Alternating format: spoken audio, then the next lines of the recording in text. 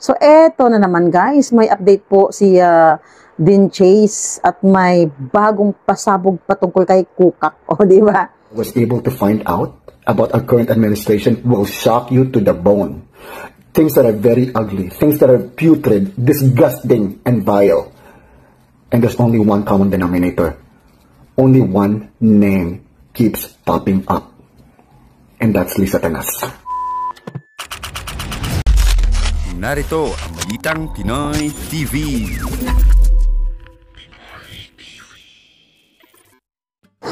Okay, hi guys, may galab shoutout po sa inyong lahat. Kamusta po kayo, ano? So, eto na naman guys, may update po si Dean Chase at may bagong pasabog patungkol kay Kukak. O, di ba? Matatandaan po natin na noong isang araw ay nag-post po itong si Dean Chase, ano? Sabi niya, tapos na raw siya kay Wakwak. Kilala niyo ba si Wakwak? Siya po ay si Gwen, di ba, taga Cebu. Wakwak po ang tawag ni Dean Chase sa kanya. Tapos na siya kay Wakwak, so let's proceed na naman daw kay Kukak, di ba? Kasi hanggang ngayon ay alam na alam niya kung ano ang update kay Kukak. So ayan, marami tayong aabangan guys. Marami siyang i-reveal kung gaano nga ba katotoo talaga etong nangyari kay Tantoko sa California kasama itong si Kukak. So, ayon po kay Dean Chase, kinumpirma po niya ito na nag-apply daw itong si Kukak ng temporary release, kaya pala nakauwi. Dati ko na itong binlag, di ba, na nag-apply siya ng temporary release. So, sinabi niya ulit ngayon na nag-apply ito ng temporary release, pero kailangan niyang mag-update sa US sa May 8. Kung i-check niyo po ang wall ni Kukak, may post nga siya doon na dated May 5 or 6, nasa US po siya. Diba? So, meron pa nga doon siguro mga May 8 ba yun? Basta nakita ko lang May 5 and 6, nasa US po siya. Nag-update po siya mismo sa kanyang Facebook. So, confirm na confirm, etong kunwento ni Dean Chase ngayon, no? May video po siya, nagsalita po siya. Papakita ko sa inyo mamaya. Na totoo nga na kaya siya nakauwi dahil po sa temporary release. So ngayon, ay ipapanood ko sa inyo itong video na kung saan ay nagsalita at nag-explain itong si Dean Chase. So, ito po, panoorin po natin. It's a beautiful Okay, day here. wait po muna. Itong mukha po niya dito parang masyadong makinis at may kakaiba, no? Sabi kasi niya, AI lang daw po itong kanyang face dito. Pero yung voice niya is legit na legit, ha? Kasi si Dean Chase ngayon ay nagtatago na pala. Kasi hinahunting na rin daw po siya, no? So, bago man siya mahunting, ay syempre, i-reveal niya lahat yung mga hawak po niyang dokumento. Hindi lang po yan, baka may audio at video. So, ito, panoorin po natin. It's a beautiful day here in the state of California. Mayong adlaw na itong tanan. And as promised, I have an update for you guys as to what's going on with Lisa Tanas. But before that, let me let you guys know that the things that I'm going to tell you guys today are some crazy shit. I actually contemplated if I'm going to post this or not because it is some deep state shit that I was able to dig up. So, are you guys ready? If you guys are, I want you to sit down and grab a drink or whatever. For you guys who just tuned in, let me fill you in on what's happening. My name is Dean Chase.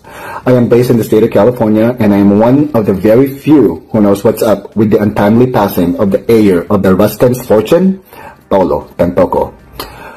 Last March 8, 2025, on a Saturday, he was found dead in a hotel near where I live, here in the state of California. And mysterious kaya ang pagkamatay niya involve ang pangalan ni Lisa Tanas. Because the night prior to his death, the last person who have seen him alive was Lisa Tanas herself.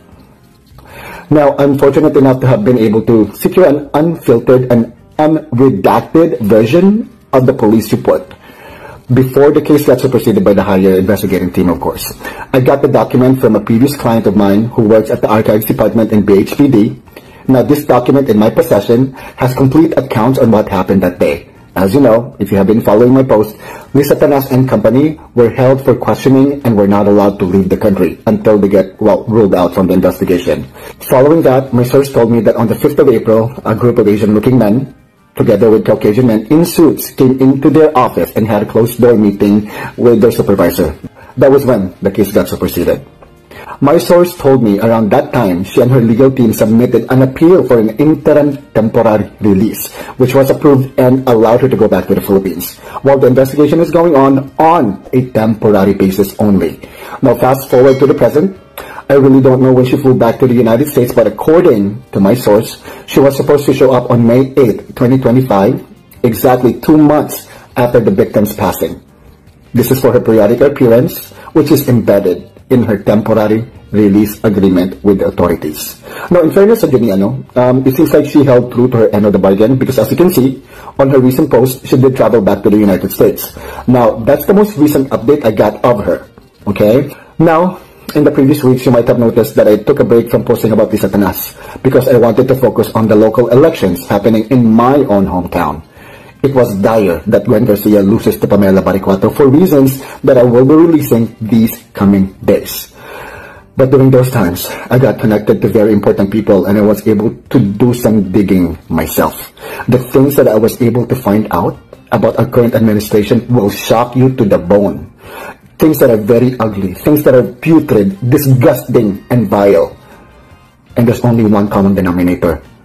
Only one name keeps popping up, and that's Lisa Tanas.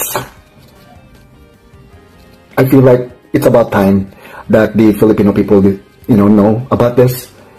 They deserve to know. However, I do believe that that is another video or another topic that I would want to talk about. It deserves a dedicated time frame. So just keep tuning in. I will be posting more information about the documents that I have received from my client actually in these coming days. So remember, information is power. So yun po guys, no? Exciting ito guys.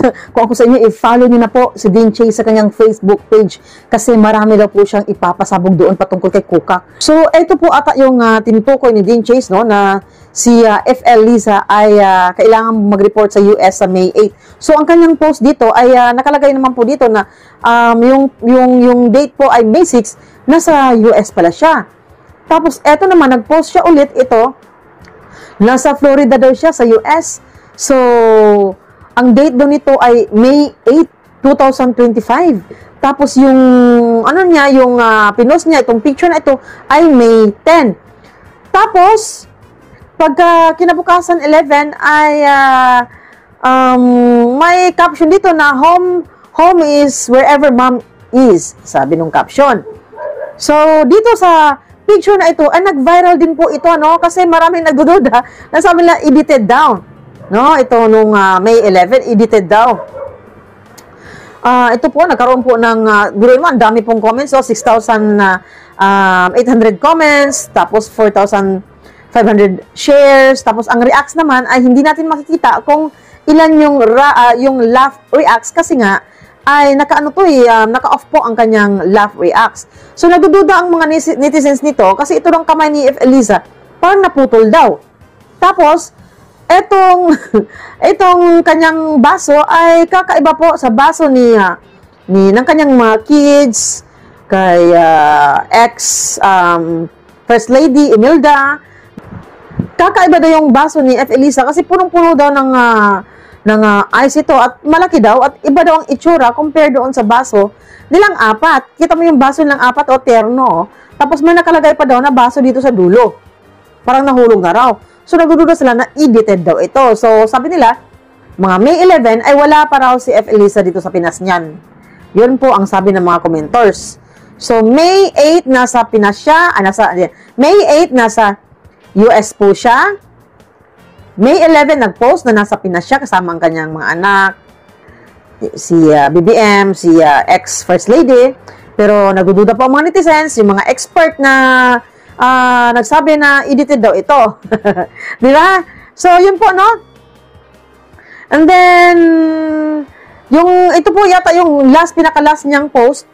Then, umabot yata ng mga ilang, nag-post din pala siya, May 12 ba yun, or 13, hindi ko na-screenshot. Bumoto pala siya. Kasi, yun nga, may temporary release pala siya. Bumoto pala siya noong May 12. And then, May 12 ba yun? Or 13, nakalimutan ko. And then, makakalimutin talaga ako. And then, pagkatapos niya mag-post nung after niyang bumoto, hindi na siya nagpo-post. umabot yata ng mga 5 days bago siya nag-post ulit para i-greet ng happy birthday yung kanyang anak. Yun po. Tapos yung last post niya, kasama na si BBM at yung nag-birthday ng kanyang anak, nakasuot po sila ng kulay green. Diba? Yun yun.